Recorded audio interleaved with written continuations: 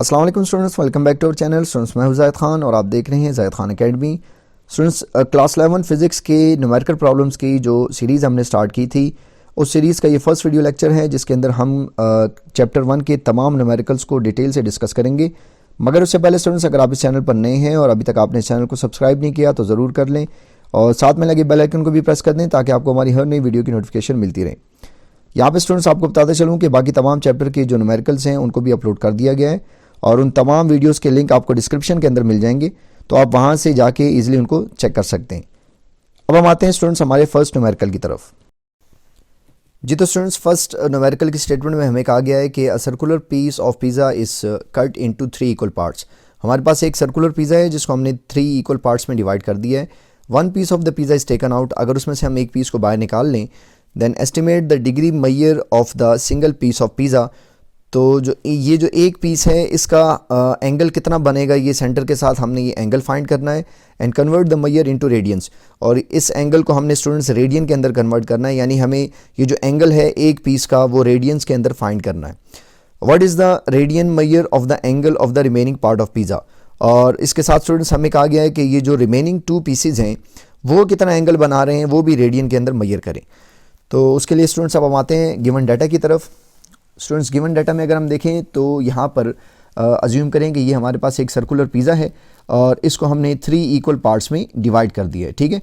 तो इसमें से अगर हम ये एक पीस की बात करें तो ये जो एक पीस सेंटर के साथ एंगल बना रहे हैं हमने ये फाइंड करना है, इसको हमने θ1 कह दिया है, ठीक है।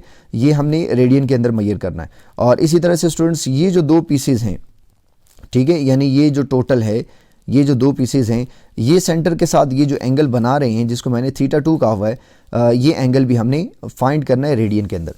तो उसके लिए स्टूडेंट्स पहले ये गिवन डाटा को देख लेते हैं। गिवन डाटा के अंदर स्टूडेंट्स हमें जो गिवन है वो ये है कि एक सर्कुलर पिज़्ज़ा है और उसको हमने 3 इक्वल पार्ट्स में डिवाइड कर दिए। So number of pieces of the pizza equals to 3। 3 pieces हमें इक्वल पीसेज गिवन है। हमने 2 चीज़ें फाइंड करनी है students. Angle subtended by one piece, एक पीस जो है वो कितना एंगल बना रहा है उसको हमने θ1 कह दिया, हमने ये फाइंड करना है। और दूसरा हमने फाइंड करना है angle subtended by the remaining part. ये जो बाकी 2 पार्ट्स हैं, बाकी 2 पीसेज हैं, वो कितना एंगल जो है वो सेंटर के साथ बना रहे हैं वो भी हमने फाइंड करना है, इसको हमने θ2 कहा हुआ है, ठीक है। तो उसके लिए स्टूडेंट्स सबसे पहले जो हम जो बात करेंगे वो ये है कि एक कंप्लीट सर्कल के अंदर, ठीक है, एक कंप्लीट सर्कल के अंदर जो टोटल एंगल है वो होता है हमारे पास 2 पाई रेडियंस। तो angle subtended bye circular pizza, जो टोटल एंगल है पिज़्ज़ा के अंदर वो कितना है, वो हमारे पास होता है 360 डिग्री। और हमने चूंकि रेडियंस में एंगल निकालने हैं तो हम रेडियन में बात करेंगे, तो कंप्लीट एंगल हमारे पास होगा 2 पाई रेडियन, ठीक है।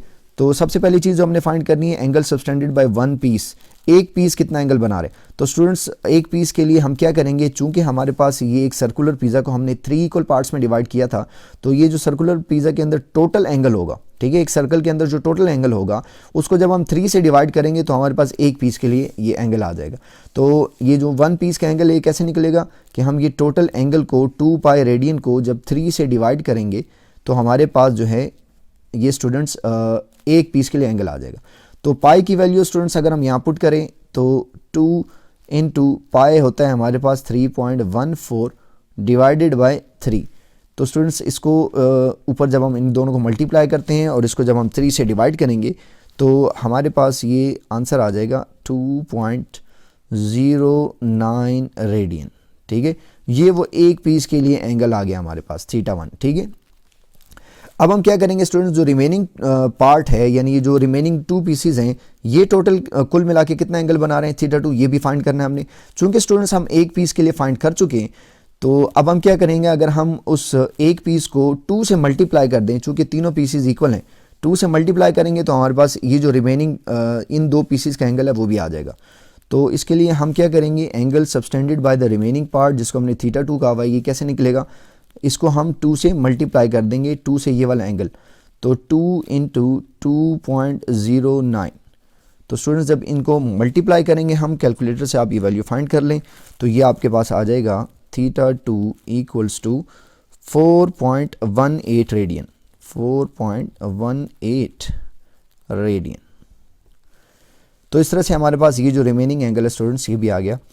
तो इसके साथ स्टूडेंट्स हमारा ये जो फर्स्ट न्यूमेरिकल है ये कंप्लीट हो गया। जी तो स्टूडेंट्स, अब हमारे पास जो नेक्स्ट न्यूमेरिकल है, न्यूमेरिकल नंबर 2, जो कि बहुत ही ज़्यादा इंपॉर्टेंट है और अक्सर ये एग्जाम में आ भी जाता है। तो इसकी स्टेटमेंट हमें गिवन है कि the length of a pendulum is 1.5 plus minus 0.01 metre. हमें एक सिंपल पेंडुलम, उसकी लेंथ गिवन है और लेंथ है 1.5 मीटर, और उसके अंदर जो अनसर्टेनिटी है, एब्सोल्यूट अनसर्टेनिटी, वो है 0.01। ठीक है, और हमें जो एक्सेलरेशन ड्यू टू ग्रेविटी वो गिवन है, वो है 9.8, और उसके अंदर जो एब्सोल्यूट अनसर्टेनिटी है वो है 0.1। और हमें कहा गया है कि calculate the time period of the pendulum with uncertainty in it. यानी हमने दो चीज़ें फाइंड करनी है, एक तो जो टाइम पीरियड फाइंड करना है सिंपल पेंडुलम का, और फिर उसके अंदर जो परसेंटेज अनसर्टेनिटी जो होगी वो भी हमने उसके अंदर कैलकुलेट करनी है। ठीक है, तो अब हम आते हैं स्टूडेंट्स गिवन डाटा की तरफ। तो गिवन डाटा में अगर हम देखें स्टूडेंट्स, तो हमारे पास जो है यहाँ पर लेंथ गिवन है, लेंथ ऑफ पेंडुलम, जिसको हमने एल से रिप्रेजेंट किया है, और वो हमें गिवन है 1.5, और उसके अंदर जो हमारे पास जो अनसर्टेनिटी है वो है 0.01, और इसी तरह से जो हमारे पास एक्सेलरेशन ड्यू टू ग्रेविटी है वो हमें गिवन है 9.8, और उसके अंदर जो अनसर्टेनिटी है वो है 0.1। तो हमने स्टूडेंट्स जो हमें फाइंड करना है, हमने वो करना है percentage uncertainty in time period. लेकिन स्टूडेंट्स इसके सोल्यूशन को हम जो है दो हिस्सों में डिवाइड करेंगे। हमने क्या करना है, सबसे पहले जो है हम टाइम पीरियड को कैलकुलेट करेंगे, और टाइम पीरियड को कैलकुलेट करने के बाद फिर हम उसके अंदर जो अनसर्टेनिटी है वो कैलकुलेट करेंगे। ठीक है, तो हम इसको दो हिस्सों में डिवाइड कर देते हैं। स्टूडेंट्स, हम जानते हैं कि जो सिंपल पेंडुलम का टाइम पीरियड है उसका फार्मूला वो हमारे पास होता है T equals to 2 under root L by G। ठीक है, यहाँ पर हम स्टूडेंट्स इसके जो लेंथ और G की जो वैल्यू है, जस्ट ये वैल्यूज़ पुट करेंगे। हम इसके अंदर जो अनसर्टेनिटी है उसको थोड़ी देर के लिए निगलेक्ट कर रहे हैं। कैलकुलेशन ऑफ टाइम पीरियड के लिए हम क्या करेंगे कि जो L और G की वैल्यूज़ डायरेक्टली आप यहाँ पर पुट कर दें। तो पाई की वैल्यू हम जानते हैं स्टूडेंट्स, ये होती है हमारे पास 3.14, और मल्टीप्लाई बाय अंडर रूट में लेंथ हमारे पास ये आ जाएगा 1.5, और G हमारे पास होगा 9.8। तो ये आ जाएगा जी 1.5 डिवाइडेड बाई 9.8। स्टूडेंट्स, कैलकुलेटर से जब हम इन दोनों को डिवाइड करते हैं और आंसर का अंडर रूट लेते हैं और फिर इन दोनों से मल्टीप्लाई करवाते हैं, तो हमारे पास जो ओवरऑल आंसर है, मैं डायरेक्ट लिख रहा हूँ, वो हमारे पास आ जाएगा। हमने सिर्फ पॉइंट के बाद एक ही वैल्यू लिखनी है, तो ये हमारे पास आ जाएगा 2.5। ठीक है, तो 2.5 सेकेंड, ये टाइम पीरियड आ गया। अब इसके अंदर अनसर्टेनिटी भी है, और वो अनसर्टेनिटी अब हम यहाँ फाइंड करेंगे, और फिर जो हमारा फाइनल आंसर होगा स्टूडेंट्स, मैं यहाँ लिख देता हूँ, जो हमारा फाइनल आंसर होगा इस सवाल का, उसमें हम क्या करेंगे कि ये 2.5 और साथ में जो अनसर्टेनिटी होगी प्लस माइनस, वो अभी हम यहाँ फाइंड करेंगे, और फिर वो अनसर्टेनिटी हम यहाँ पुट कर देंगे, तो ये हमारे पास फाइनल आंसर आ जाएगा। ठीक है, तो अब अनसर्टेनिटी के लिए हम स्टूडेंट्स क्या करेंगे कि हम अनसर्टेनिटी के लिए सबसे पहले ये जो टाइम पीरियड का फार्मूला है ये अगेन लिख लेते हैं।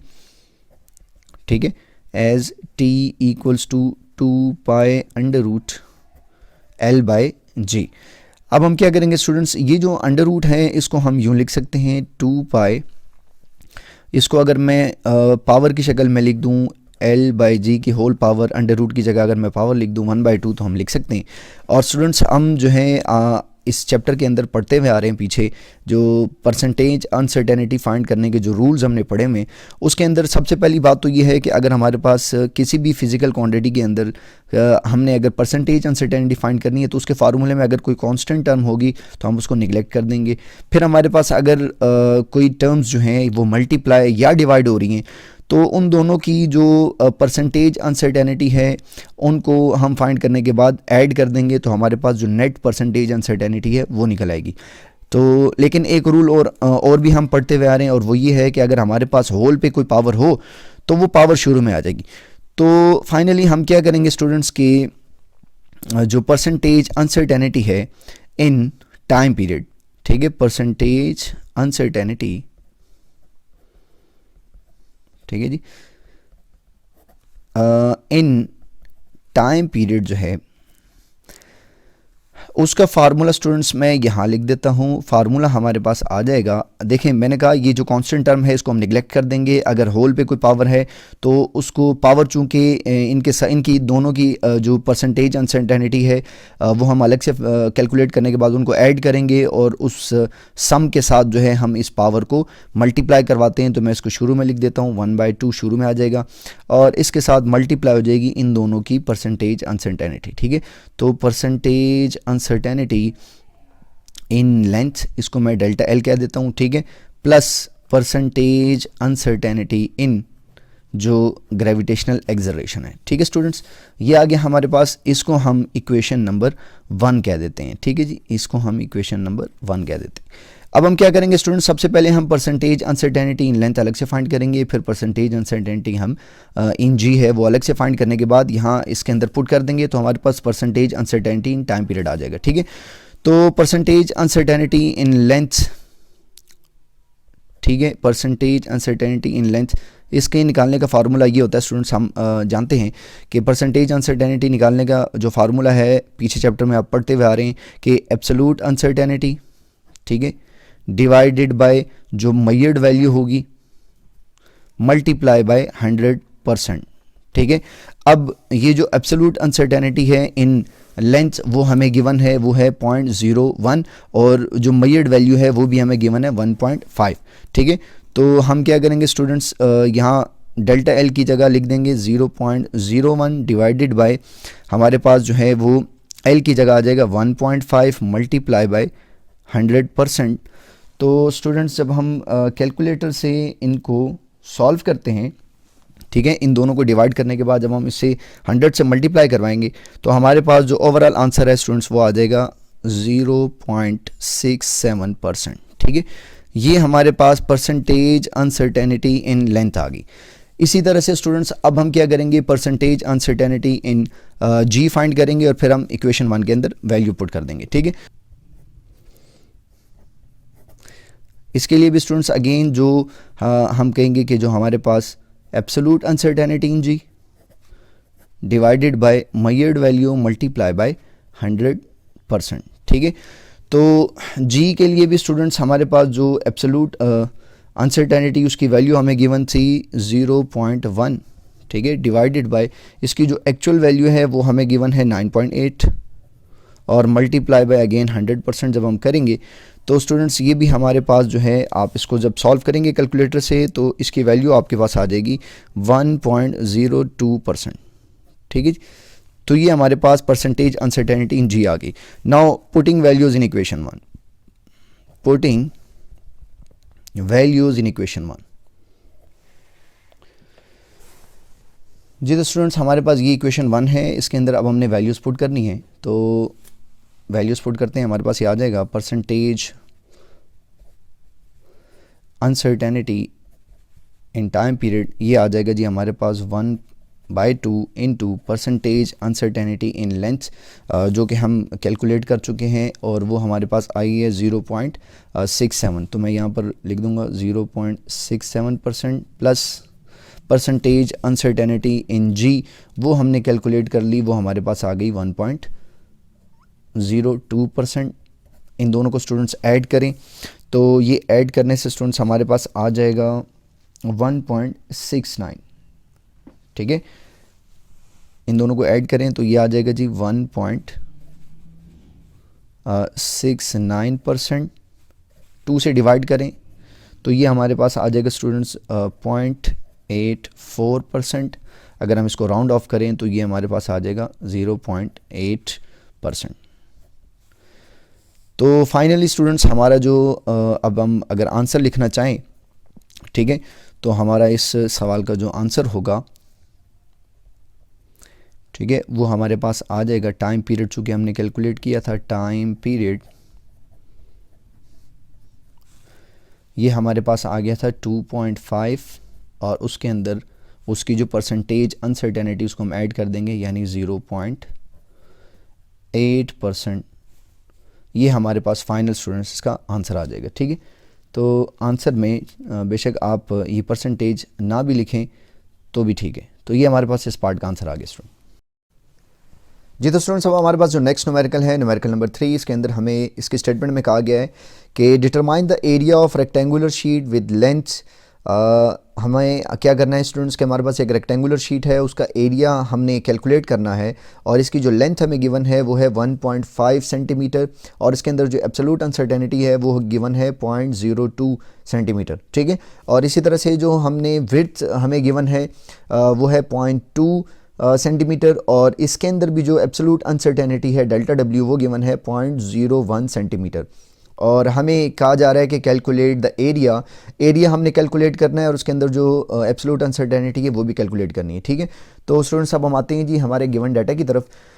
तो स्टूडेंट्स गिवन डाटा में अगर हम देखें तो हमारे पास जो लेंथ गिवन है उसकी जो मेजर्ड वैल्यू है वो है 1.5 और उसके अंदर जो एब्सोल्यूट अनसर्टेनिटी है वो है 0.02 सेंटीमीटर। ठीक है, सिमिलरली हमें जो विड्थ गिवन है मेजर्ड वैल्यू उसकी है 0.2 और उसके अंदर जो एब्सोल्यूट अनसर्टेनिटी है वो है 0.01 सेंटीमीटर। हमें कहा जा रहा है कि स्टूडेंट्स हमने एरिया फाइंड करना है इस रेक्टेंगुलर शीट का, यानी हमने अगेन जो है सोल्यूशन के अंदर हम दो चीज़ें कैलकुलेट करेंगे स्टूडेंट्स।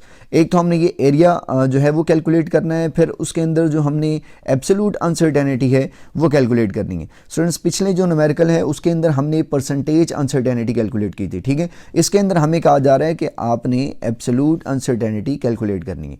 तो उसके लिए स्टूडेंट सबसे पहले हम सोल्यूशन में एरिया जो है वो अलग से कैलकुलेट करते हैं। पहले तो एरिया का हम फार्मूला जानते हैं कि एज जो एरिया होता है स्टूडेंट्स हमारे पास वो होता है लेंथ मल्टीप्लाई बाय विड्थ। ठीक है, तो लेंथ अगेन हम क्या करेंगे, लेंथ और विड्थ की सिर्फ ये मेजर्ड वैल्यूज़ यहाँ पर पुट करेंगे। जो अनसर्टेनिटी है उसको थोड़ी देर के लिए हम निगलेक्ट कर रहे हैं। तो हमारे पास लेंथ जो है ये आ जाएगी 1.50 यानी 1.5 मल्टीप्लाई बाय विड्थ हमारे पास आ रही है 0.2। तो स्टूडेंट्स जब हम इन दोनों वैल्यूज़ को मल्टीप्लाई करवाते हैं तो हमारे पास जो एरिया है वो आ जाता है 0.3 सेंटीमीटर स्क्वायर। ठीक है जी, तो ये हमारे पास एरिया आ गया। अब हम क्या करेंगे स्टूडेंट्स, जो अनसर्टेनिटी है अनसर्टेनिटी कैलकुलेट करते हैं हम। तो उसके लिए अगेन स्टूडेंट्स हम सबसे पहले जो एरिया का फार्मूला है उसको हम देखेंगे और वहाँ से हम परसेंटेज अनसर्टेनिटी इन जो एरिया है उसकी एक्सप्रेशन हम बनाएंगे। ठीक है, तो हम अगेन जो है लिखते हैं कि एरिया जो है ये हमारे पास है लेंथ इनटू विड्थ।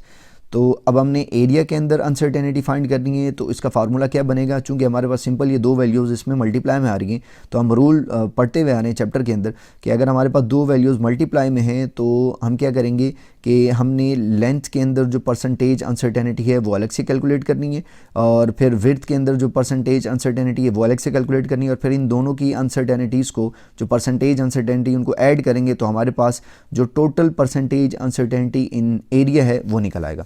तो देयरफॉर हम यहाँ पर पहले जो है एक्सप्रेशन लिख देते हैं कि जो परसेंटेज अनसर्टेनिटी इन एरिया, ठीक है, इन एरिया, ये हमारे पास स्टूडेंट्स इसका फार्मूला क्या बनेगा, ये हमारे पास आ जाएगा percentage uncertainty in length plus percentage uncertainty in width. ठीक है, इसको अगेन हम इक्वेशन 1 का नाम दे रहे हैं स्टूडेंट। अब हम क्या करेंगे, सबसे पहले हमने percentage uncertainty in length calculate करनी है। तो हम क्या करेंगे, परसेंटेज अनसर्टेनिटी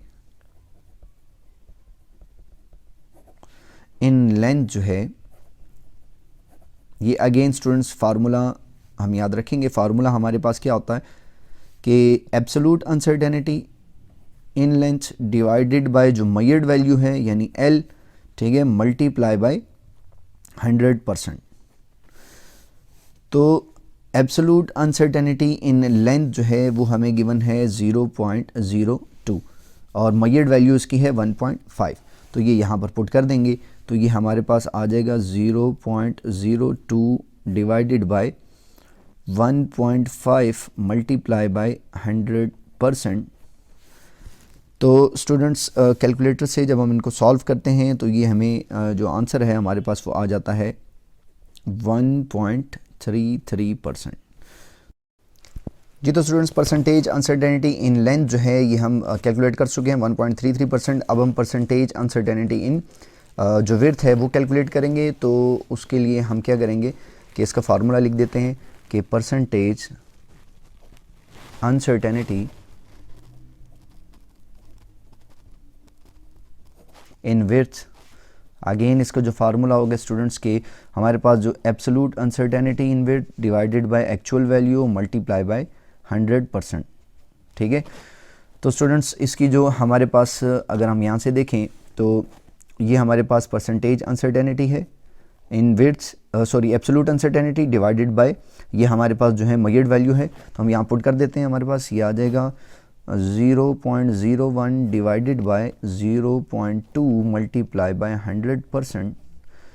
तो स्टूडेंट्स इसको अगर हम कैलकुलेट करें तो ये हमारे पास आ जाएगा एग्जैक्टली 5%। ठीक है, इसका आंसर आ जाएगा 5%।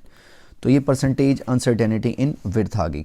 अब हम इन दोनों वैल्यूज़ को, percentage uncertainty in length and in width को, जब हम यहाँ इस इक्वेशन 1 के अंदर पुट करेंगे तो हमारे पास टोटल परसेंटेज इन एरिया जो है, परसेंटेज अनसर्टेनिटी, देयरफॉर आप मेंशन कर दे, therefore percentage uncertainty in area, ये हमारे पास आ जाएगा स्टूडेंट्स। ये वैल्यूज़ पुट कर दें। परसेंटेज अनसर्टेनिटी इन लेंथ ये हमारे पास आई थी 1.33%, तो ये आ जाएगा जी 1.33% प्लस परसेंटेज अनसर्टेनिटी इन विड्थ ये आ गया हमारे पास 5%। इन दोनों को ऐड करें स्टूडेंट्स तो ये हमारे पास आ जाएगा 6.33%, 6.33%। ठीक है, अब स्टूडेंट्स हम क्या करेंगे, ये हमारे पास जो है परसेंटेज अनसर्टेनिटी आई है और हमें सवाल में कहा गया है कि हमने एब्सोल्यूट अनसर्टेनिटी फाइंड करनी है। ठीक है, तो एब्सोल्यूट अनसर्टेनिटी के लिए अगेन हम यहाँ पर ये फार्मूला मैं अगेन लिख देता हूँ कि एज परसेंटेज अनसर्टेनिटी,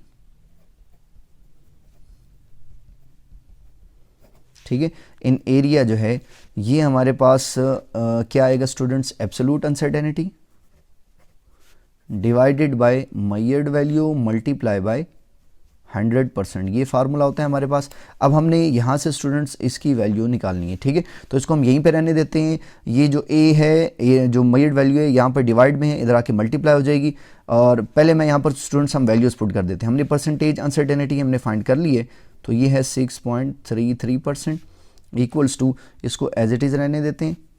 और ये जो मेजर्ड वैल्यू है ये हमें गिवन है, ये हमने फाइंड कर लिया, सॉरी, तो ये हमारे पास आई है 0.3। ठीक है, जो हमने स्टार्ट में एरिया फाइंड किया था ये उसकी वैल्यू है और मल्टीप्लाई बाय 100%। ठीक है जी, अब हम क्या करेंगे, हमने यहाँ से ये फाइंड करना है, तो ये 0.33 इधर डिवाइड में इधर आके मल्टीप्लाई हो जाएगा और ये 100% जो है, ये 100 जो है यहाँ पर स्टूडेंट्स हमारे पास जो है वो मल्टीप्लाई में इधर आके डिवाइड हो जाएगा। देयरफॉर हमारे पास जो एब्सोल्यूट अनसर्टेनिटी है ना, ये आ जाएगा जी 6.33, ये दोनों तरफ से परसेंटेज कैंसिल आउट हो गई। ठीक है, 6.33 multiply by 0.3 divided by 100।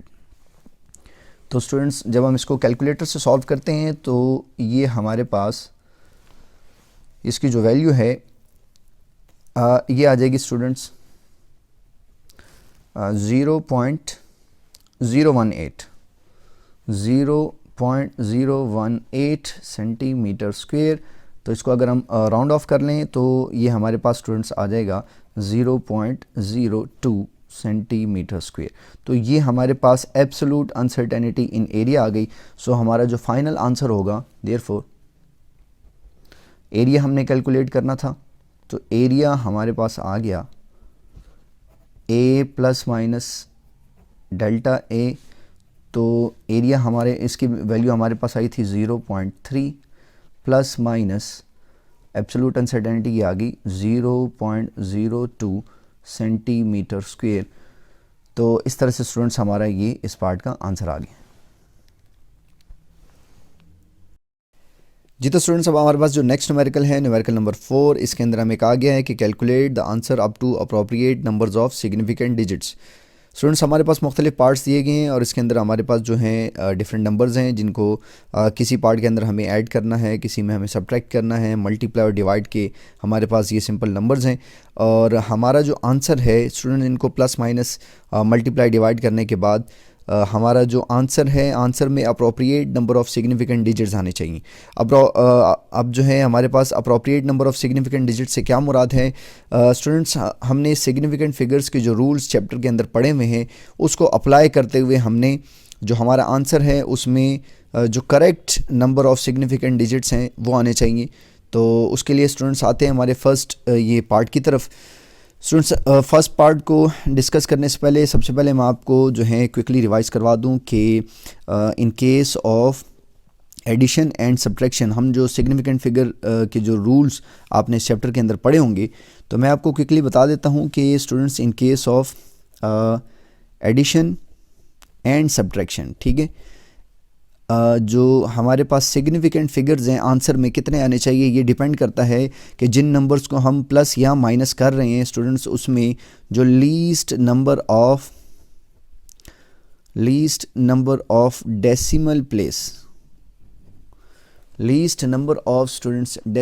Place जो है ये डिसाइड करेगा कि हमारे यहाँ आंसर के अंदर जो है ना वो कितने सिग्निफिकेंट फिगर्स होंगे। यानी स्टूडेंट्स, सिंपल सी बात ये है, जैसे ये फर्स्ट पार्ट के अंदर अगर आप देखें हमारे पास ये 3 डिफरेंट नंबर्स दिए गए हैं, इनको हमने ऐड करना है। स्टूडेंट, सिंपल कैलकुलेशन से ये कैलकुलेटर की मदद से जब हम इनको ऐड करते हैं तो हमारा आंसर ये आता है। अब मैथ की फॉर्म में तो ये आंसर ठीक है, लेकिन फ़िज़िक्स की फॉर्म में अगर हम देखें तो ये सिर्फ इतना लिख देना काफ़ी नहीं है। स्टूडेंट्स, हमने इन तीनों नंबर्स को देखना है जिनको हम ऐड कर रहे हैं, ठीक है। तो इसमें हम देखेंगे कि जो डेसिमल प्लेसेस में हमारे पास कितने कितने जो हैं डिजिट्स आ रहे हैं। पहले नंबर को देखें तो इसके डेसिमल प्लेस का मतलब है पॉइंट के बाद कितने डिजिट्स हैं, 2 हैं स्टूडेंट्स, ठीक है। पॉइंट के बाद यहाँ पर 2 आ रहे हैं, यहाँ पर पॉइंट के बाद 3 आ रहे हैं, यहाँ पर पॉइंट के बाद 1 ही जो है हमारे पास डिजिट है। तो स्टूडेंट्स, हमारा जो आंसर है, आंसर जो है वो लिखा जाएगा with respect to the one which have least number of decimal place, ठीक है। हम अपना आंसर उस नंबर के लिहाज से लिखा करेंगे कि जिसमें सबसे कम number of decimal place digits हैं। तो हमारे पास ये 3 नंबर थे, तीनों को ऐड करने से हमारे पास ये आया। अब हमने अपने आंसर को राउंड ऑफ करना है। हमारे आंसर के अंदर जो डेसिमल प्लेस में अगर हम इन तीनों को देखें तो लीस्ट नंबर ऑफ जो हमारे पास डिजिट्स हैं आफ्टर डेसिमल, तो वो हमारे पास 1 आ रहा है, तो हमारे आंसर के अंदर भी सिर्फ 1 आना चाहिए। सो लिहाजा जब हम इनको राउंड ऑफ करते हैं तो स्टूडेंट्स, हमने इस 1 को अगर ख़त्म करना है तो 1 चूँकि लेस देन हमारे पास 5 होता है, तो ये जो पिछला वाला नंबर है वो रिटेन रहेगा, ये एज इट इज़ रहेगा। तो ये हमारा आंसर जो है वो correct appropriate number of significant figure के साथ लिखा गया है। तो रीज़न भी आप दे दें कि डाटा हैज़ एटलीस्ट, ठीक है, data has at least 1 decimal place. ये जो डाटा हमारे पास था इसमें जो डेसिमल प्लेस में सिर्फ 1 नंबर आ रहा है, सो लिहाजा हमारे आंसर में भी डेसिमल प्लेस में 1 ही जो है वो नंबर आना चाहिए। तो ये तो था स्टूडेंट्स हमारे पास जो है वो in case of addition and subtraction ये रूल है, ठीक है। अब मैं आपको क्विकली बता देता हूँ कि अगर हमारे पास नंबर मल्टीप्लाई या डिवाइड हो रहे हों तो इस केस में जो आंसर है, आंसर के अंदर कितने सिग्निफिकेंट फिगर आएंगे, ये डिपेंड करता है स्टूडेंट्स जिन नंबरों को हम मल्टीप्लाई या डिवाइड कर रहे हैं उनमें वो नंबर जिसमें सबसे कम नंबर ऑफ सिग्निफिकेंट फिगर्स आएंगे, least number of significant figures, ठीक है। In case of addition and subtraction rule ये है कि पॉइंट के बाद वो नंबर जिसमें सबसे कम ऑफ सब पॉइंट के बाद सबसे कम डिजिट आ रहे हैं, तो हमारे आंसर में भी उसी के हिसाब से लिखा जाएगा, ठीक है। यानी आंसर में भी उतने ही पॉइंट के बाद डिजिट लिखे जाएंगे जो सबसे कम डिजिट वाला होगा। लेकिन हमारे पास in case of multiplication and division rule ये है कि आपने आंसर को उस नंबर के लिहाज से लिखना है जिसमें सबसे कम सिग्निफिकेंट फिगर्स हैं। अब हम कोई अगर हमारे पास ये आगे एक पार्ट आ रहा है जिसमें पार्ट डी के अंदर हम इसको डिस्कस करते हैं। पार्ट बी देख लेते हैं स्टूडेंट्स। इसमें हमारे पास ये 2 जो हैं वो नंबर्स दिए गए हैं जो कि मल्टीप्लाई हो रहे हैं और फिर इसके साथ ये तीसरा वाला नंबर जो है वो ऐड हो रहा है। तो आप सिंपल कैलकुलेटर की मदद से इन दोनों को जब आप मल्टीप्लाई करवाएंगे तो आंसर ये आ जाएगा और इसके साथ स्टूडेंट्स फिर जब ये वाला ऐड कर दें तो आपके पास आंसर आ रहा है 120.9446, ठीक है। अब अगर स्टूडेंट्स हम इन तीनों नंबर्स को देखें जिनको हमने मल्टीप्लाई करवाने के बाद ऐड करवाया, तो उसमें अगर आप देखें अगेन स्टूडेंट पॉइंट के बाद सबसे जो कम नंबर ऑफ डेसिमल प्लेसेस हैं वो इसके अंदर आ रही है। यहाँ पर पॉइंट के बाद इस इस नंबर में पॉइंट के बाद एक ही डिजिट है, यहाँ पॉइंट के बाद 3 डिजिट्स हैं और यहाँ पॉइंट के बाद 2 डिजिट्स हैं। तो हमारा आंसर जो है वो उस नंबर के लिहाज से लिखा जाएगा जिसमें सबसे कम जो है वो डेसिमल प्लेस है। तो यहाँ पर 1 है तो हमने इस आंसर को भी राउंड ऑफ करना है। अब स्टूडेंट्स हमने इस 4 को अगर ख़त्म करना है, 4 चूँकि लेस देन 5 है तो जब ये ख़त्म हो जाएगा तो ये पिछला वाला जो है रिटेन रहेगा, ठीक है। तो ये हमारा आंसर आ जाएगा। आंसर में डेसिमल प्लेस के अंदर जो है सिर्फ एक ही डिजिट आ रहा है। तो आप अगेन रीज़न दे दें कि data has at least 1 decimal place, ठीक है। तो ये हमारा जो appropriate number of significant figure लिखा गया। अब थर्ड वन में अगर हम देखें स्टूडेंट्स, इसमें हमारे पास जो नंबर दिया गया है 2.66 इंटू 10⁻⁴ और ये इसको हमने माइनस करवाना है 1.03 इंटू 10⁻3। सिंपल स्टूडेंट्स आप पहले इसको जो है ये साइंटिफिक नोटेशन से हटा के सिंपल नोटेशन में यानी 10⁻⁴ से इसको मल्टीप्लाई करवाएं तो हमारे पास ये आ जाएगा। यहाँ पर 10⁻3 से इसको मल्टीप्लाई करवाएं तो हमारे पास 1030 आ जाएगा, ठीक है। इन दोनों को सिंपल जो है सब्ट्रैक्ट करवाएं तो हमारे पास 25570 आ जाएगा। अब इसमें स्टूडेंट्स हम क्या करेंगे कि हमने अपने आंसर को least number of significant figure के हिसाब से लिखना है। तो उसमें ये जो हमारे पास आंसर आ चुका है इसको अगेन स्टूडेंट हमने क्या करना है कि साइंटिफिक नोटेशन में लिखना है। तो जब मैं पॉइंट जो है 2 के बाद लगाऊंगा तो मैं कितने डिजिट आगे जा रहा हूँ 1 2 3 4, ठीक है। तो मैं लिख दूंगा 2.557 इंटू 10⁻⁴। अब अगर स्टूडेंट्स आप देखें क्या ये करेक्ट हमारा आंसर है? नहीं। इसमें स्टूडेंट्स अगर हम देखें यहाँ पर हमारे पास इसके हिसाब से 4 सिग्निफिकेंट फिगर आ रहे हैं। सिग्निफिकेंट जो फिगर के रूल्स हैं वो आपने पढ़े होंगे कि जो हमारे पास 10 की पावर में जो टर्म होगी उसको निगलेक्ट कर देना है और बाकियों को आपने देखना है। तो यहाँ अगर हम देखें हमारे पास 4 सिग्निफिकेंट फिगर्स आ रहे हैं, 1 2 3 4। ये चारों नॉन ज़ीरो हैं तो चारों कंसिडर किए जाएंगे। लेकिन अगर हम अपना डाटा की तरफ आएँ तो डाटा के अंदर स्टूडेंट्स हमने अब ये वो क्वेश्चंस हैं जिसमें हमने नंबर को मल्टीप्लाई करवाना होता है। तो उसके हिसाब से अगर हम देखें स्टूडेंट तो हमारे पास जो है डाटा में ये 2 टर्म्स गिवन है, ठीक है, एक ये और एक ये। तो अगर हम इसको देखें स्टूडेंट्स हमारे पास जो हैं यहाँ पर 3 सिग्निफिकेंट फिगर्स हैं और अगर हम यहाँ पर देखें तो यहाँ पर भी हमारे पास 3 सिग्निफिकेंट फिगर हैं। तो अब हमने अपने इस आंसर को राउंड ऑफ करके 3 सिग्निफिकेंट फिगर में जो है इसको कन्वर्ट करना है। तो जब हम 7 को ख़त्म करेंगे 7 ग्रेटर देन 5 है तो पिछले वाले में 1 ऐड हो जाएगा। तो ये हमारे पास आ जाएगा 2.56 इंटू 10⁻⁴। इसमें अगर हम सिग्निफिकेंट फिगर देखें अगेन ये 10 की पावर को निगलेक्ट किया जाएगा और ये हमारे पास तीनों नॉन ज़ीरो हैं तो ये तीनों जो है कंसिडर किए जाएंगे। सो लिहाजा ये हमारे पास जो है वो करेक्ट आंसर लिखा जाएगा। इसमें भी आप रीज़न दे दें कि data has at least 3 significant figure. जी तो स्टूडेंट्स अब हमारे पास जो लास्ट पार्ट है जिसके अंदर पार्ट डी जो है इसके अंदर हमारे पास ये नंबर गिवन है जिसमें ये ऊपर दोनों आपस में मल्टीप्लाई हो रहे हैं, ये आपस में मल्टीप्लाई हो रहे हैं और हमने इनको डिवाइड करना है, ठीक है। तो स्टूडेंट सिंपल आप कैलकुलेटर से इन दोनों को मल्टीप्लाई करें तो आपके पास आ जाएगा 51.072। इन दोनों नंबर्स को जब हम मल्टीप्लाई करते हैं तो ये हमारे पास आ जाएगा 384, ठीक है। इन दोनों को डिवाइड कर दें तो डिवाइड करने से हमारे पास आ रहा है 0.133। तो स्टूडेंट्स अब हम आते हैं, चूँकि हमारे पास जो मल्टीप्लिकेशन और डिवीज़न के लिए रूल ये था कि आपने सेपरेटली इंडिविजुअली हर एक नंबर को देखना है। यहाँ पर कितने सिग्निफिकेंट फिगर आ रहे हैं, यहाँ पर अगर हम देखें तो 3 सिग्निफिकेंट फिगर आ रहे हैं इसमें अगर हम देखें तो स्टूडेंट्स रूल के मुताबिक जो हमारे पास स्टार्टिंग के जो ज़ीरो होते हैं वो कंसिडर नहीं होते, इसको हम निगलेक्ट कर देंगे। तो ये हमारे पास तीनों नॉन ज़ीरो होते। इस नंबर में भी स्टूडेंट्स ये जो होल नंबर है इसमें भी कितने सिग्निफिकेंट फिगर हैं, 3 आ रहे हैं। यहाँ पर देखें दोनों नॉन ज़ीरो हैं तो ये भी दोनों कंसिडर होंगे, ये यहाँ पर 2 आ रहे हैं। और यहाँ पर अगर हम देखें तो ये तीनों चूँकि वो जो फाइनल ज़ीरो है वो कंसिडर होता है तो ये हमारे पास यहाँ पर भी 3 सिग्निफिकेंट फिगर आ रहे हैं। तो स्टूडेंट्स आपने रूल के मुताबिक हर एक के जो सिग्निफिकेंट फिगर हैं वो आपने कैलकुलेट कर लेने। अब अगर हम देखें तो इन चारों नंबर में सबसे कम सिग्निफिकेंट फिगर हमारे पास इस नंबर के हैं और कितने हैं 2। तो स्टूडेंट्स हमारे आंसर के अंदर भी जो है वो 2 सिग्निफिकेंट फिगर्स आने चाहिए, ठीक है। रूल ये कहता है कि आपने डाटा में हर एक इंडिविजुअल को देखना है, जो सबसे कम नंबर ऑफ सिग्निफिकेंट फिगर जिसके होंगे आंसर भी उसी के लिहाज से लिखा जाएगा, ठीक है। तो अगर हमने जब इन दोनों ऊपर वालों को मल्टीप्लाई करवाया हमारे पास ये आ गया, हमने नीचे वालों को मल्टीप्लाई करवाया तो ये आ गया, इन दोनों को डिवाइड करवाया तो ये आ गया। अब अगर हम इसमें देखें तो हमारे पास ये जो स्टार्टिंग का ज़ीरो है ये कंसिडर नहीं होता, ये सिग्निफिकेंट नहीं होता, बाकी ये तीनों सिग्निफिकेंट है। तो हमारे आंसर के अंदर 3 सिग्निफिकेंट फिगर आ रहे हैं, लेकिन हमने रूल के मुताबिक इसको 2 में कन्वर्ट करना है। तो ये 3 जो है ये निगलेक्ट हो जाएगा राउंड ऑफ कर देंगे तो हमारे पास ये आंसर आ जाएगा। और इसके अंदर अगर हम देखें इसमें भी हमारे पास सिर्फ 2 सिग्निफिकेंट फिगर आ रहे हैं, तो ये हमारा आंसर जो है वो ठीक कंसिडर किया जाएगा। ठीक है, आप रीज़न दे दें data has at least 2 significant figures. Data के अंदर कम से कम जो है वो 2 सिग्निफिकेंट फिगर थे, लिहाजा हमारे आंसर के अंदर भी 2 ही सिग्निफिकेंट फिगर आएंगे। अब हम चलते हैं स्टूडेंट्स इसके जो लास्ट के 2 पार्ट की तरफ। तो स्टूडेंट्स हमारे पास पार्ट ई के अंदर ये नंबर गिवन है 168.99 इंटू 9। इन दोनों को जब हम मल्टीप्लाई करवाएंगे तो स्टूडेंट्स हमारे पास जो है सिंपल आप कैलकुलेटर से मल्टीप्लाई करवाएं तो आपके पास ये आ जाएगा। अब स्टूडेंट अगर हम इसको देखें तो हमारे पास चूँकि 2 नंबर जो हैं वो मल्टीप्लाई हो रहे हैं, हम पहले इस नंबर को देखते हैं। तो यहाँ पर हमारे पास स्टूडेंट्स 5 के 5 नॉन ज़ीरो हैं, तो 5 सिग्निफिकेंट फिगर्स हैं इसमें।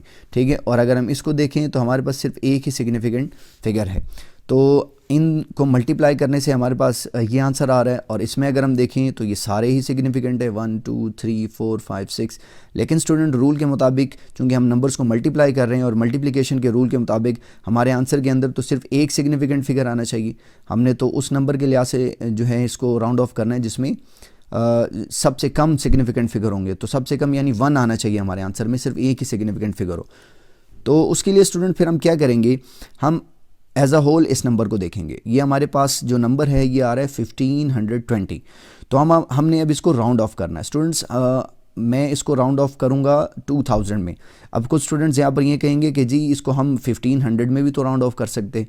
ठीक है, लेकिन स्टूडेंट्स अगर मैं इसको 1500 में अगर हम इसको राउंड ऑफ करेंगे और फिर इसको अगर हम साइंटिफिक नोटेशन में लिखें तो ये हमारे पास लिखा जाएगा 1.5 इंटू 10⁻³ लेकिन मसला ये आ रहा है ये 10⁻³ तो निगलेक्ट हो गया, पीछे हमारे पास 2 सिग्निफिकेंट फिगर आ रहे हैं लेकिन हमारे आंसर में सिर्फ एक आना चाहिए। सो लिहाजा इसको हम 1500 में फिर राउंड ऑफ नहीं कर सकते। ठीक है, तो फिर हम क्या करेंगे, इसको 2000 में राउंड ऑफ करेंगे।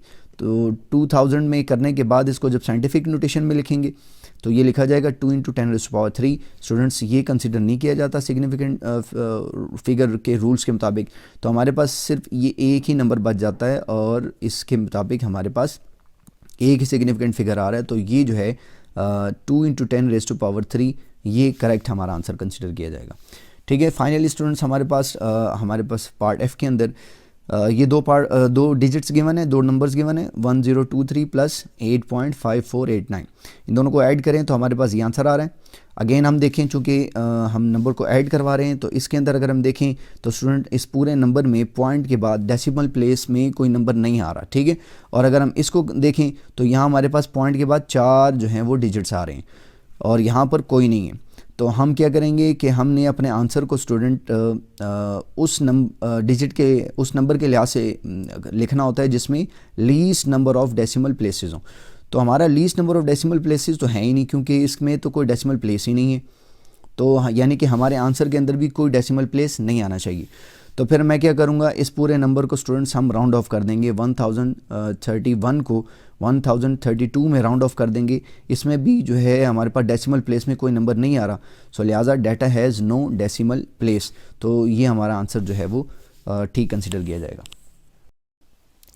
जी तो स्टूडेंट्स अब हमारे पास जो न्यूमेरिकल नंबर 5 है इसके अंदर हमें कहा गया है कि calculate the answer up to appropriate number of significant digits. पिछले वाले की तरह ये स्टूडेंट्स इसमें भी हमारे पास 2 पार्ट्स गिवन है और दोनों पार्ट्स के अंदर हमें कहा गया है कि आप जो आंसर है उसमें appropriate number of significant digits लिखें।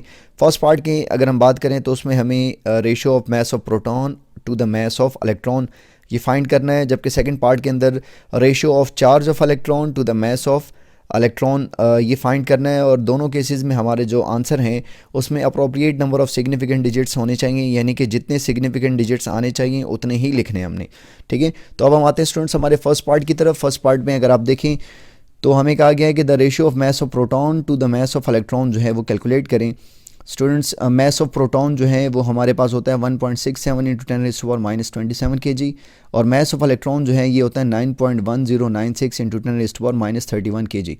अब हम क्या करेंगे स्टूडेंट्स, सिंपल इनका जो है अगर हम कैलकुलेटर से ये वैल्यू आप पुट करें और रेशियो फाइंड करें। ठीक है, इन दोनों वैल्यूज़ को सिंपली डिवाइड करवाएं कैलकुलेटर की मदद से तो आपके पास ये आ जाएगा 0.18332 इंटू 10⁻⁴ और ये kg से कैंसिल आउट हो जाएगा तो हमारे पास कोई यूनिट नहीं आएगा। अगर हम स्टूडेंट्स क्या करेंगे, इस पॉइंट को मैं अगर 1 के बाद ले आऊँ तो मैं 1 प्लेस जो है वो पॉइंट को आगे लेफ़्ट की तरफ मूव, राइट की तरफ मूव करवा रहा हूँ, तो ये 10 की पावर में से 1 कम हो जाएगा, तो ये लिखा जाएगा 1.8332 इंटू 10 रेज़ टू पावर 3। ठीक है जी। तो स्टूडेंट्स ये हमारे पास आंसर आ गया। क्या ये ही हमारा आंसर होगा? Appropriate number of significant digits हैं, तो उसके लिए अगेन स्टूडेंट्स हम आते हैं, हमने देखना है इंडिविजुअली इन जो नंबर्स हम मल्टीप्लाई या डिवाइड करवा रहे हैं, तो 2 नंबर्स हैं हमारे पास। ठीक है, अगर ये 10 की पावर जो है ये तो कंसिडर नहीं होते। उसके अलावा अगर हम देखें तो यहाँ पर स्टूडेंट्स हमारे पास 3 सिग्निफिकेंट फिगर्स हैं। ठीक है, 1 और 6 और 7। इसी तरह अगर हम नीचे वाले नंबर को देखें तो हमारे पास ये 500 के 500 सिग्निफिकेंट हैं। 0 इन बिटवीन अगर आ जाए तो सिग्निफिकेंट होता है, तो हमारे पास 5 आ जाएंगे सिग्निफिकेंट फिगर्स यहाँ पे। ठीक है, यहाँ पर हमारे पास 5 है और ऊपर हमारे पास 3 है। तो हमने अपने आंसर को उस नंबर के लिहाज से लिखना होता है जिसमें least number of significant figure हो। तो हमारे पास least number of significant figure कितने? 3 है, तो हमारे आंसर में भी 3 ही आने चाहिए। यहाँ अगर हम देखें तो यहाँ 5 है, तो हमने इसको लिमिट करना है अपने आंसर को 3 तक। ठीक है, तो मैंने ये 3 को जो है इसको हमने राउंड ऑफ में ख़त्म कर देना है। ठीक है, तो 3 को अगर हम ख़त्म कर रहे हैं तो 3 लेस देन 5 होता है, तो पिछला वाला एज इट इज़ रहेगा। तो ये हमारा आंसर आ जाएगा students 1.83 into 10 raise to power 3। ठीक है, तो ये हमारा जो करेक्ट आंसर है वो आ गया।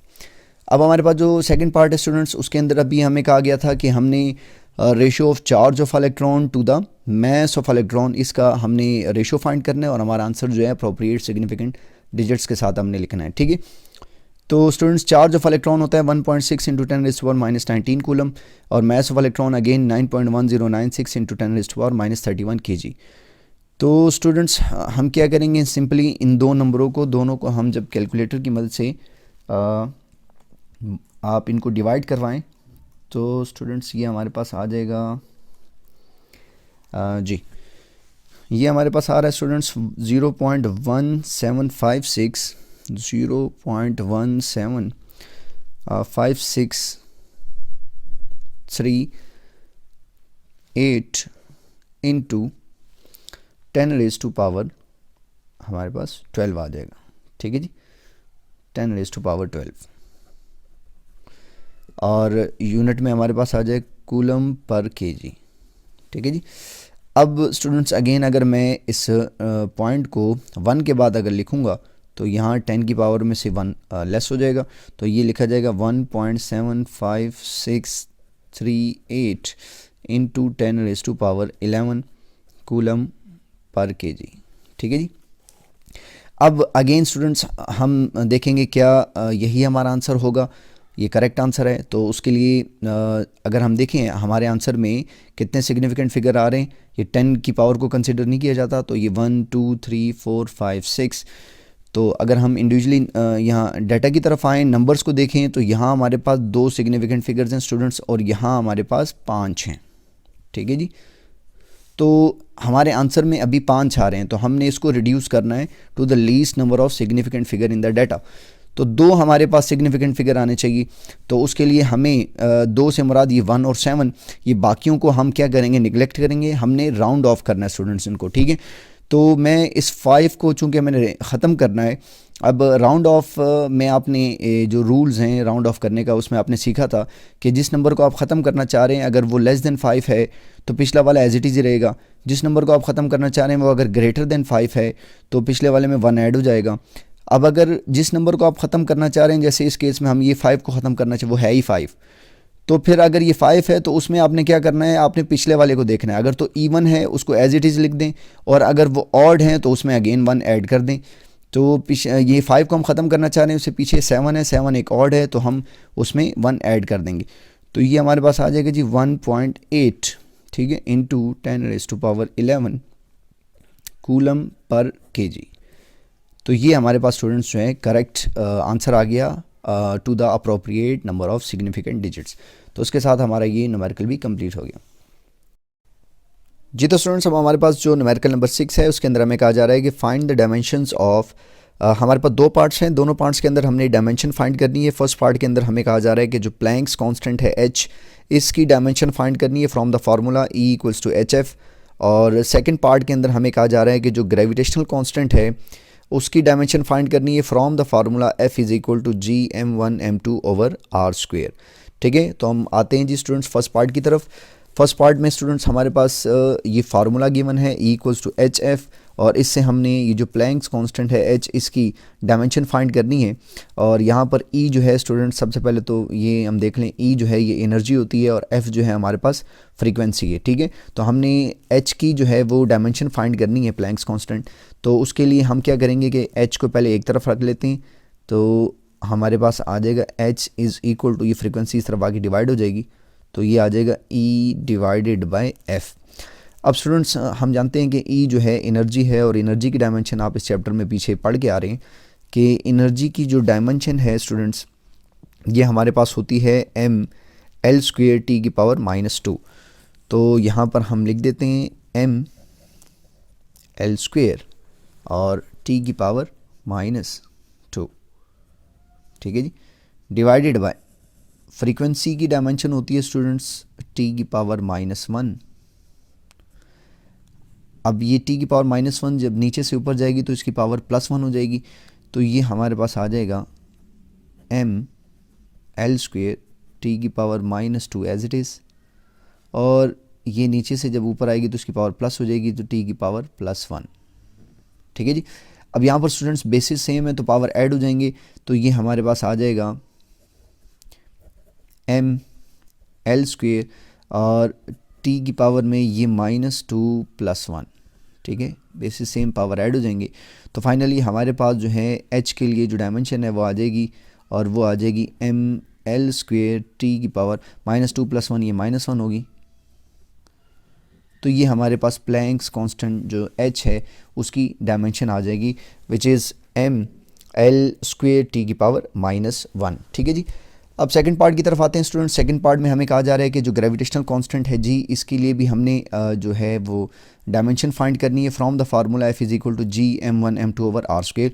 तो सबसे पहले अगेन स्टूडेंट हम क्या करेंगे कि ये जो G है इसको इस फार्मूले में से अलग कर लेंगे, तो ये जो आर स्क्वेयर है डिवाइड है, इधर आकर मल्टीप्लाई हो जाएगा, तो ये आ जाएगा F multiply by R square divided by, अब ये m1 और m2 ये मल्टीप्लाई में है, तो इस तरफ आके जो है ये डिवाइड में आ जाएंगे, तो m1 m2। ठीक है जी, अब हम क्या करेंगे स्टूडेंट्स, F जो है फोर्स है, इसकी डायमेंशन R जो है ये हमारे पास रेडियस होता है या distance between the two bodies कह लें, तो हमारे पास डिस्टेंस की यूनिट है। तो इसकी डायमेंशन हम पुट करेंगे, हमारे पास m1 और m2 मैसेज हैं, तो इसकी डायमेंशन पुट करेंगे, तो हम यहाँ पर अब डायमेंशन पुट करने जा रहे हैं स्टूडेंट। तो फोर्स की डायमेंशन जो है आप जानते हैं कि ये फोर्स की डायमेंशन हमारे पास होती है ml टी की पावर -2, ml टी की पावर -2। r जो है ये डिस्टेंस है, और डिस्टेंस की डायमेंशन जो है ये हमारे पास l होती है, तो r का स्क्वायर है, तो यहाँ पर l का स्क्वायर आ जाएगा, डिवाइडेड बाय m1 m2 ये मैसेज हैं, तो इनकी डायमेंशन हमारे पास आ जाएगी, चूँकि आप चलें सेपरेट करके लिख दें शुरू में, इनकी ये डायमेंशन आ गई। ठीक है स्टूडेंट्स, अब हम क्या करेंगे कि यहाँ पर हमारे पास ये ml टी की पावर -2 स्टूडेंट्स, ये l इंटू ये l स्क्वेयर ये बन जाएगा l क्यूब। ठीक है, और ये एक m जो है ये इससे कैंसिल आउट हो गया, और ये एक जो रह गया ये जब ऊपर जाएगा तो इसकी पावर हो जाएगी -1, तो एक ही स्टेप में आप कर दें, तो ये हमारे पास जो है G के लिए डायमेंशन आ जाएगी, विच इज़ m की पावर -1 l क्यूब टी की पावर -2। तो ये हमारा इस पार्ट का जो है ये सोल्यूशन आ गया जी। तो स्टूडेंट्स इस चैप्टर का हमारे पास जो लास्ट न्यूमेरिकल है, न्यूमेरिकल नंबर 7, इसके अंदर भी हमारे पास 2 पार्ट्स हैं, और दोनों पार्ट्स के लिए हमने क्या करना है, 2 इक्वेशंस हमें गिवन है और हमने उसको डायमेंशनली करेक्ट प्रूव करना है। ठीक है, तो बहुत ही ज़्यादा इंपॉर्टेंट न्यूमेरिकल है स्टूडेंट्स, काफ़ी दफ़ा ये एग्जाम में रिपीट हो चुका हुआ है। 2 पार्ट्स हैं स्टूडेंट। पार्ट ए की तरफ अगर हम आए तो उसमें हमें काइनेटिक एनर्जी की इक्वेशन गिवन है, kinetic energy equals to ½ mv², और हमने ये प्रूव करना है कि क्या ये डायमेंशनली करेक्ट इक्वेशन है या नहीं। सेकंड पार्ट के अंदर हमें पोटेंशियल एनर्जी की इक्वेशन गिवन है, potential energy equals to mgh, उसको भी हमने डायमेंशनली करेक्ट प्रूव करना है। तो अब हम आते हैं जी हमारे फर्स्ट पार्ट की तरफ। तो स्टूडेंट्स फर्स्ट पार्ट के अंदर हमारे पास ये काइनेटिक एनर्जी की इक्वेशन है। अब हमने इसको डायमेंशनली करेक्ट प्रूव करना है, तो उसके लिए हम क्या करेंगे कि जो लेफ्ट हैंड साइड है उसकी डायमेंशन अलग से फाइंड करेंगे और राइट हैंड साइड की डायमेंशन अलग से फाइंड करेंगे। स्टूडेंट्स आपको कोई भी और इक्वेशन वो दे सकता है एग्जाम के अंदर, तो आपने जब भी आपसे कहा जाएगा कि डायमेंशनली करेक्ट प्रूफ करें तो आप लेफ्ट हैंड साइड और राइट हैंड साइड दोनों की डायमेंशन निकालेंगे। अगर तो दोनों इक्वल आ गई तो हम कहेंगे ये डायमेंशनली करेक्ट है, अदरवाइज ये डायमेंशनली करेक्ट नहीं होगी। ठीक है, तो अब हम क्या करेंगे स्टूडेंट्स, पहले लेफ्ट हैंड साइड की डायमेंशन निकालते हैं। तो लेफ्ट हैंड साइड को हम मेंशन कर देंगे कि लेफ्ट हैंड साइड ये हमारे पास है काइनेटिक एनर्जी। और स्टूडेंट्स काइनेटिक एनर्जी ये एनर्जी की टाइप है मैकेनिकल एनर्जी की, और ये वर्क डन के इक्वल होती है। और वर्क डन जो है ये हमारे पास होता है फोर्स इनटू डिस्प्लेसमेंट। ठीक है, अब हम फोर्स की डायमेंशन जो है वो पुट करने जा रहे हैं। तो फोर्स की डायमेंशन हमारे पास होगी, अभी हम यूज़ भी कर चुके हैं, तो ये हमारे पास होगी mlt की पावर -2, mlt की पावर -2। और साथ में ये डिस्टेंस है, और डिस्टेंस की जो डायमेंशन है ये हमारे पास l होती है। ठीक है जी, तो स्टूडेंट्स इसको अगर हम सॉल्व करें तो ये हमारे पास आ जाएगा, चूँकि ये l इंटू एल स्क्वेयर हो जाएगा, तो हमारे पास लेफ्ट हैंड साइड की डायमेंशन आ जाएगी ml स्क्वेयर t की पावर -2। तो ये हमारे पास जो है लेफ्ट हैंड साइड की डायमेंशन आ गई। अब हम राइट हैंड साइड को कंसिडर करेंगे स्टूडेंट। तो राइट हैंड साइड हमारे पास है जी हाफ mv स्क्वेयर। अब स्टूडेंट्स जब भी हम डायमेंशन के हम रूल्स जो हैं वो पीछे पढ़ते हुए आ रहे हैं, डायमेंशन में हम जो कांस्टेंट टर्म होती है उसको कंसिडर नहीं करते। तो जब हम डायमेंशन लिखेंगे तो ये 1/2 ये कांस्टेंट है, इसको हम कंसिडर नहीं करेंगे। m जो है ये मैस है, और मैस की डायमेंशन हमारे पास होती है कैपिटल M। और v जो है ये वेलोसिटी है, और वेलोसिटी की जो डायमेंशन है हमारे पास स्टूडेंट्स ये होती है l t की पावर -1, l t की पावर -1। अब चूँकि वेलोसिटी का स्क्वायर है तो इसका भी स्क्वायर आ जाएगा, स्क्वायर दोनों के ऊपर अंदर आ जाएगा स्टूडेंट। तो ये आ जाएगा हमारे पास m और ये l स्क्वायर और ये t की पावर -2। तो ये हमारे पास स्टूडेंट्स राइट हैंड साइड की डायमेंशन आ गई। अब अगर हम देखें लेफ्ट हैंड साइड की डायमेंशन भी आई ml स्क्वायर t की पावर -2, राइट हैंड साइड की डायमेंशन भी आई ml स्क्वायर t की पावर -2। तो अब आप यहाँ पर मेंशन कर देंगे कि since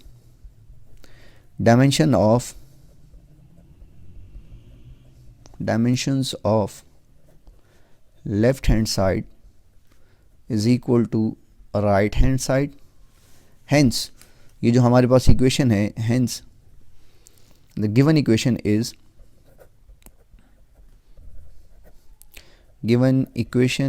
dimensionally correct, is dimensionally correct। ठीक है जी, ये डायमेंशनली करेक्ट इक्वेशन है। तो इस तरह से स्टूडेंट्स आपने करना होगा कि दोनों साइड्स की जो डायमेंशन फाइंड करने के बाद आप देखेंगे कि अगर दोनों इक्वल आ गई तो डायमेंशनली करेक्ट है, अदरवाइज ये नहीं है। अब हम चलते हैं इसी के पार्ट बी की तरफ स्टूडेंट्स। तो स्टूडेंट्स इसके पार्ट बी के अंदर हमारे पास जो इक्वेशन गिवन है potential energy equals to mgh। अब हमने इसको भी डायमेंशनली करेक्ट प्रूव करना है, तो उसके लिए अगेन हम लेफ्ट हैंड साइड ले लेंगे। तो लेफ्ट हैंड साइड हमारे पास आ जाएगा students equal to potential energy. और पोटेंशियल एनर्जी स्टूडेंट्स हम जानते हैं बाय डेफिनेशन ये इक्वल होती है work done in lifting a body to a certain height. तो ये वर्क डन के इक्वल होगी, और वर्क डन अगेन जो है ये हमारे पास फोर्स इनटू डिस्प्लेसमेंट के इक्वल होती है। सो सिमिलरली फोर्स की जो डायमेंशन है वो हम लिख देंगे mlt की पावर -2, और d जो है डिस्टेंस है, डिस्टेंस की जो डायमेंशन है हमारे पास ये l होती है। तो बिल्कुल अभी जो हमने सॉल्व किया उसी तरह से हमारे पास लेफ़्ट हैंड साइड की डायमेंशन आ जाएगी l इंटू l, ये l स्क्वेयर हो जाएगा और t की पावर -2। तो ये लेफ़्ट हैंड साइड की डायमेंशन आ गई। अब हम जो है राइट हैंड साइड कंसिडर करेंगे। तो नाउ राइट हैंड साइड में स्टूडेंट हमारे पास है mgh। m ये मास ऑफ ऑब्जेक्ट है, तो मास जो है उसकी डायमेंशन कैपिटल M, और g जो है ये एक्सेलरेशन ड्यू टू ग्रेविटी है, और एक्सेलरेशन जो है इसकी डायमेंशन होती है lt की पावर -2। और h जो है स्टूडेंट्स ये हाइट है, और हाइट को चूँकि डिस्टेंस की यूनिट है तो उसके लिए हम क्या करेंगे कि इसकी डायमेंशन जो है ये भी l आ जाएगी हमारे पास। अब इसको अगर हम कंबाइन करके लिखें तो ये हमारे पास आ जाएगा m l into l square और t की पावर -2। तो अगेन अगर हम देखें स्टूडेंट्स लेफ्ट हैंड साइड और राइट हैंड साइड की डायमेंशन इक्वल आ गई, तो अब आप मेंशन कर दें कि since dimensions of left hand side is equal to right hand side, hence जो गिवन इक्वेशंस हैं, given equation is dimensionally correct. तो स्टूडेंट्स इसके साथ हमारा ये पार्ट भी कंप्लीट हो गया और इसी के साथ स्टूडेंट्स इस चैप्टर के तमाम न्यूमेरिकल्स कंप्लीट हो गए। उम्मीद करता हूँ कि आपको तमाम न्यूमेरिकल्स की अच्छी तरह से समझ आ गई होगी। किसी भी स्टूडेंट को किसी भी पार्ट के अंदर अगर कोई इशू है तो आप कमेंट बॉक्स में कमेंट करके वो पूछ सकते हैं। इंशाल्लाह मैं आपके तमाम कमेंट्स का जवाब दूँगा। तो स्टूडेंट्स अगर वीडियो अच्छी लगे तो उसको लाइक करें और अपने तमाम क्लास फेलोज़ के साथ इसको शेयर भी करें, और अगर चैनल को अभी तक सब्सक्राइब नहीं किया हो तो ज़रूर कर लें। शुक्रिया।